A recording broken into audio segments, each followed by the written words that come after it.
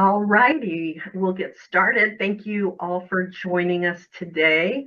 We've got some great information. My name is Jody Brockman. I'm an RN here at NKC Health in the Community Health and Wellness Department, and I am pleased to introduce you to Jake Pollard. Jake is the facility director at the Northland Full Circle program and has been an active member of recovery for the last 12 years. He has worked in combating addictions in young people for 8 of those years. Jake is passionate about music, art, and travel. I heard Jake speak at a Beacon conference in the Northland, and I just really felt passionate too about his message, and I wanted to help get that out there. So that is why we've got him on today. And thank you for those of you spending your lunch hour with us. And I'm going to give it over to Jake. Awesome. Well, thank you. Yes, and thank you for having me. So, yes, I'm Jake Pollard. I run the Full Circle program in the Kansas City Northland. So we serve North Kansas City, Clay County, Platte County. We get a lot of young people from Park Hill schools, Liberty schools, North Kansas City School District, and the Full Circle program. So we are a long-term care support group for teens and young adults ages 13 to 25 who are struggling with substance and alcohol abuse issues.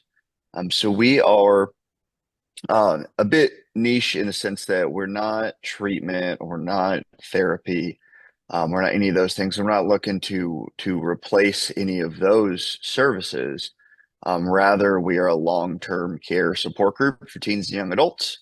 So our program, we're a nonprofit 501c3, can be utilized for teens and young adults and their families for 2 to 3 years at no cost. So where we really fit is we offer a lot of different stuff. So we do 2 support group meetings weekly on Monday and Thursday evenings. And on Monday nights, we also have a parent support group that meets. And then Fridays and Saturdays, we have sober social functions. And what that kind of looks like is those would typically be the nights that most of our young people that are here and staying sober and trying to live a different life. Beforehand, those would have been the nights that they were kind of out getting in the most trouble. And so we are offering alternative activities. Sometimes it's really simple stuff, sometimes it's we're just going to the movies or hanging out at our office, or doing different game show type of stuff. We do a big camping trip in the summer. We do a big trip to Denver in the summer where a lot of the kids from our programs around the country, they put on this concert. They have these, bands at any of our different locations that the kids kind of come up with. So all sorts of different things, as well as individual peer counseling that we meet weekly with the young person and their family. So that's where in our belief, of a young person getting and staying sober, it has got to be more fun and more fulfilling than using drugs and alcohol. So we have to meet their emotional needs, but also their social needs. They got to have friends that are staying sober, right? Most young people get into self-destructive behaviors out of peer pressure. And so what we do is essentially use that same method in a positive way, right? A kid comes to our meeting, maybe their parents find out about it and they bring them there, bring them to our meeting after they call me up, and they meet a group of 20 or so kids that are their age that are staying sober, and it becomes attractive to them. And the ideal is that just becomes really workable to them. And for any of these guys, I mean, the recovery process is guys and girls. So the recovery process is just such a marathon, not a sprint. And what I mean by that is especially the first year, it's so up and down. It's a roller coaster, emotionally for them and their family. And that's why our program is offered for as long as it is, so they can really get some real bootstraps in sobriety for the next couple of years. And their parents can come attend the parent meetings and meet other families who are going through the same thing, so they don't feel so alone, but also so they can learn some tools from parents who might be farther down the line in this process and go, here's what worked with us and our kid. here's what didn't. And they just get that support. At least I know for me, I got sober in Atlanta, Georgia, in a very similar program to this. And when I was 15 years old, and my parents felt they could look at so and so down the street and their kid, and it just seemed completely different. And they did not, they felt that they were the only ones on the planet going through what they were going through, and they didn't really know where to turn. So that's why we offer that parent support group, and I meet with the parents and the families as well, and keep everyone really involved in this process.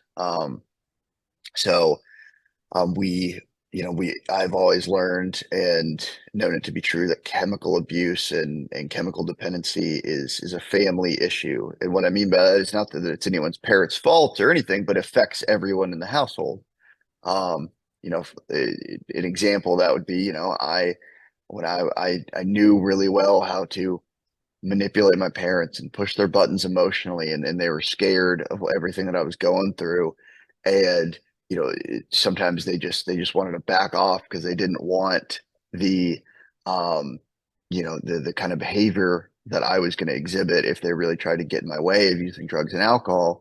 And it made them really sick as well. And so they needed support to help get them through that process, and learn how to really stand up to the things that were going on with me. Um, so we have that, yeah, 2 to 3 years, no cost. And not every kid or young person that we work with are we saying that they are, necessarily a, drug addict or an alcoholic or anything. I mean, sometimes it's they've been experimenting, and we obviously don't want that problem to get worse, so we help kind of curb them and give them a lot of tools into a life of sobriety for quite a while, and so that issue doesn't develop further. Chemical abuse is best treated early. I mean, early intervention is just such a critical part of this process. And I tell families all the time, if your young person had any disease, whether it be cancer or whatever, you're going to treat it early, right? Because then you'll have the best chance of actually dealing with it and recovering, rather than waiting till that issue becomes bad enough, and then it's much harder to actually intervene. So um, really, that's it. I mean, we spend, 2 to 3 years with these young people, and, they are in school and they're working and doing that different stuff. And they really change throughout that process. I mean, they become really good friends with the other kids here. We do this 4 nights a week, but a lot of times these kids are hanging out outside of just those activities. They become really close. And, they meet up, they come up to our office after school or work, and just spend time with other sober peers or the staff.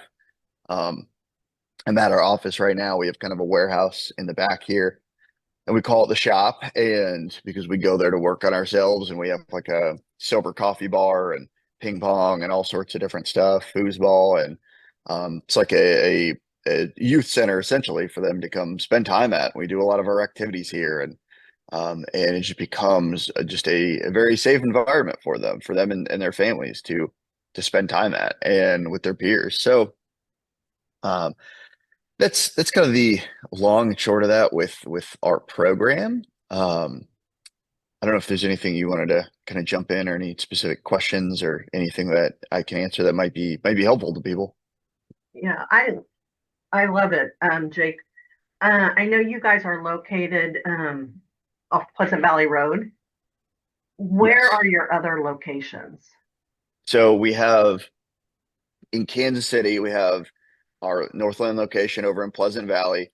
And then for families that live down south, maybe in Overland Park and Stillwell, that sort of area, we're off 159th and 69 Highway over in Overland Park behind the Quick Trip. We have an office there. So those are separate programs. They're both full circle, but Mhm. they're kind of operating autonomously. We do some events together and stuff, but and we work as one staff, but it just really is based on where that family lives, of which one they Mhm. join. Um, but then we have programs in Denver, Colorado, Boulder, Charlotte, North Carolina, Phoenix, well, Chandler, Arizona, suburb of Phoenix. So we've got Colorado Springs. We got a number of locations throughout the country that our programs are operating in. Okay, great. Because I think it's great because, these Zooms reach a lot of people in the Northland, and also, they'll share it with somebody, a friend of theirs who maybe lives south of the river. So that's great to know that they also can join a full circle group, maybe in Overland Park. Um, the parent involvement, I think, is wonderful. Because, like you said, it's nothing that a lot of parents want to talk about. They don't want to Mhm. go to their friend and say, "Hey, this is going on." It's something that they're probably embarrassed about and they're afraid. So I think it's great that you guys give parents that support, to let them know that they're not the only ones going through this. There are definitely others. Yes, absolutely, absolutely. And yeah, and we meet, a lot of families that are feeling like that, and our all of our information is confidential. Obviously, if somebody calls or comes to one of our things, it's gonna, you know, stay between us, right? And that sort of thing. So people can contact us. We do have a website. It is www.fullcircleprogram.com. And then there is on the main homepage, there is a contact us button. There's a drop down and it has all of our locations on there. So it has North Kansas City. And if somebody clicks on that, all my information is on there, my phone number, all that sort of thing. So, like you said, it is confidential. So, if a parent wants to call, they can just call you and get information that they might need. Do they have to have their child involved for them to get involved in Full Circle? No, not necessarily. I mean, I've worked with families absolutely before that maybe their kids out of the home and they're 18 or older, or this just isn't going to work for them right now, right? And I sit down with families all the time and just kind of talk and help them come up with ideas of how to help them. They can absolutely come to our parent meetings, Mhm. and all that sort of thing. And whether it be this or a different option, I will help get them connected with whatever it is that they need. I know a lot of the resources in town, and I've worked really closely with them because this isn't a one size fits all for every family, right? And that's okay. Some young people that we work with, they need a higher level of care than what we offer, and I'm going to be really clear about that on the front end if that's the case, and I assess that that's the case. But yeah, absolutely. They can contact even if this may not be the best fit or their kid isn't at a place of being able to do this right now. Yeah, because I know there's a lot of there would have to be a lot of pushback from their child. Um, Right. can you give me any examples of, I mean, I know it's not something that the kid has to do, but have you ever had experienced a time where maybe the parent brought them there and they absolutely didn't want to be there? Is that something that you address when they're, like in the one-on-one consultation? Yeah, absolutely. That does happen from time to time because there is a level of willingness, that a young person does have to have to be a part of our program. And they don't necessarily have to have that level of willingness before they show up here, right? I mean, we get kids all the time that don't want anything to do with staying sober, and they show up to one of our meetings, and then it's completely different than they expect, right? And they meet a bunch of young people and then they kind of get workable after that. Now, that's not always the case, of course, right? Sometimes we get somebody that their heels are just dug in, they don't want anything to do with it, and you know, I I usually sit down and level with the kid, and I'm like, look, man, your parents are gonna do something, all right? And I get it, and I was there too at one point, and I'm gonna help the family go, okay, here's what you can do, right? Here's kind of all your options in the meantime, and try to help point them in a direction because there is, I hear sometimes from families, well, my kid's just not ready, right? And they may not be ready for this. And that's okay. But working with a young person, especially one that's under 18 or one that's living in their home, a lot of times people have this idea of, hitting rock bottom. They have to kind of hit their own version of a rock bottom to get better. And when you're working with a young person, there's a lot that families can do to kind of raise what that looks like for the young person, where they don't have to go hit all those consequences, right? If they have the appropriate boundaries in place, um, you can get a kid to really be willing, right? That may involve them having to go to treatment or some sort of a higher level of care. But there is just so much more that you can do, especially when a young person is living in the home, right? And yeah, I'm going to help them kind of talk about all those different things and all those different options. Great. We do have a question. They wanted to know, is there a cost to the family? Nope. So we are a nonprofit 501(c)(3). There's not a cost to being in our program. Sometimes on our weekend events, like if we go to the movies or something, like um, we don't, cover the movie ticket for every kid or whatever. But yeah, any of that stuff is going to be like probably less than $20 for a weekend or whatever. But to be in our program for 2 to 3 years, no, there's not a cost to participation. So yeah. And do your kids, after they're through, I mean, is there a certain amount of time that they're in? I know everyone is different and it's all kind of angled to their needs, but do you ever have the kids becoming mentors to the new students coming in or the new Yeah. kids coming in? Oh yeah, absolutely. So we have the way it typically works. So the kids get sponsors, right? So that's somebody that kind of takes them through the recovery process. It's kind of their go-to person to help with all that. And they're going to get another kid in the program that's been, 6 months sober, or a year sober, or whatever that may be. And they're going to kind of help mentor them through that process and really give back. And then we have another thing called steering committee. So some of our kids that are, yeah, 6 months to a year plus sober that are really, really involved and work in the program. Um, they get on this leadership committee if they want. And so those support group meetings throughout the week, I mean, typically it's another kid leading it, right? Leading the meeting, and they bring a topic and they're talking about it. And I'm there, of course, and our other staff is there, um, facilitating and all that. But that's what really works about this is they're hearing all this stuff from their peers that are in their age group, kind of taking them along through the process. So yeah, there's absolutely a lot of opportunity for them to do that. Yeah, and coming from a peer, they tend to believe it a little bit more than coming from Yes, a parent or a teacher. Yeah, that's great. That's absolutely. great.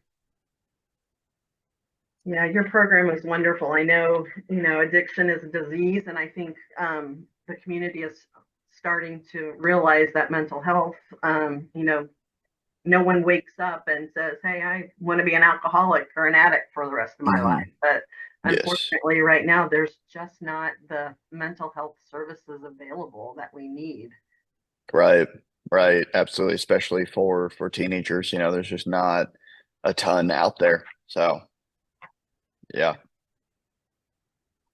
Well, it doesn't look like we have any more questions from our audience.